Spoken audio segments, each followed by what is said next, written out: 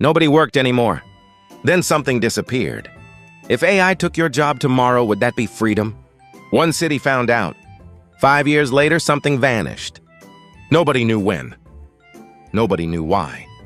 Most people never noticed it was gone. 1. It started the way catastrophes always start. With good news. A logistics company replaced its drivers. A hospital replaced its radiologists. A law firm replaced its junior associates. The severance packages were generous. The universal income arrived the following month. And within a year, the last human employee clocked out.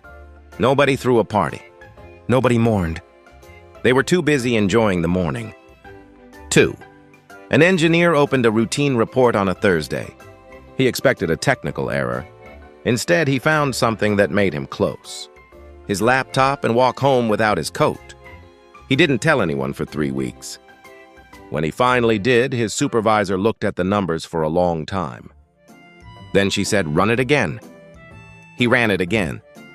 For the first time in recorded history, one category had reached 0, not declined. 0. The report didn't say what it meant, only that nobody could explain it. 3. The world was producing more than ever.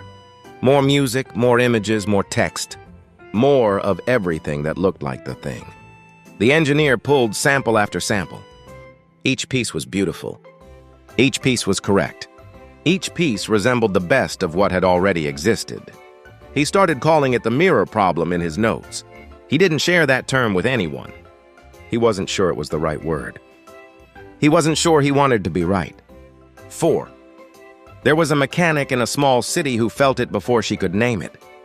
She had spent 30 years in a pit beneath cars, in noise, that never fully left her ears, fixing things that resisted her. When the machines replaced her, she was relieved. She took up ceramics. She was good at it immediately. People bought her work at weekend markets. One morning, 18 months in, she held a finished bowl and tried to feel proud. There was nothing there to respond. She put the bowl on the shelf. She did not make another one. 5. The engineer kept a private list. Things that had quietly stopped. Aesthetic ruptures. Gone. Accidental discoveries. Slowing. New scientific frameworks, not incremental improvements. Stalled. He added one more category after a conversation with his daughter, who was 12 and had grown up in this world. She had never felt the particular feeling of wanting something. She didn't know what that feeling was. He didn't know how to explain why that entry bothered him more than the others. He left it on the list without a label. 6. No child in that generation had ever created something that didn't already exist in some form. The engineer wrote that sentence late one night, and then stared at it for a long time. He wasn't sure it was true. He was more afraid that it was. 7. The mechanic went back to her father's shop. The machines had taken it over.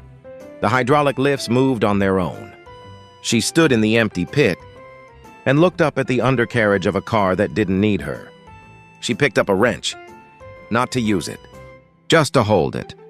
Her hands remembered things her mind had almost forgotten. The specific weight of resistance, the way a bolt feels just before it gives, the difference between something working and something almost working. Then she did something the machine would never have done. She started taking the car apart for no reason, just to see if she still could, just to feel it push back. 8. 3 hours later, the car was in pieces on the floor. She was covered in grease and her back hurt. And she had made nothing and fixed nothing. She sat down on the floor of the shop and felt something she had not felt in 18 months. Not pride, not satisfaction. Something older and less comfortable than both. The feeling of having been on the other side of something difficult and come through it changed. That night, she picked up a notebook and wrote a sentence she had never read anywhere, because only she had lived through exactly that.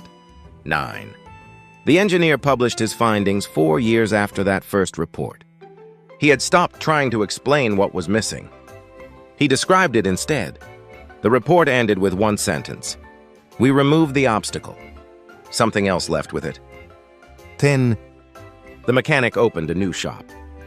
Manual only. No AI diagnostics. She fixed things with her hands the way her grandfather had. People told her it was inefficient. She said she knew. People told her there was no need. She said she knew that too. A young man came in one afternoon and watched her work for a while. He asked why she did it this way. She kept working. Because it still breaks, she said. Because I still have to find a way through. He didn't fully understand. He came back the following week, and the week after that, 11. The world did not end. It was quieter than that. New ideas slowed. New forms slowed. The shape of things grew familiar in a way that felt comfortable, then expected, then invisible. The engineer retired. The mechanic kept working. The machines kept producing everything that had already been imagined. And somewhere, in the gap between what existed and what had not yet been made, something waited. It had always waited there.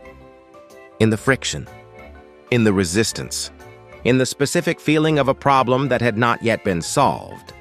If every difficult thing disappeared tomorrow, what would disappear with it?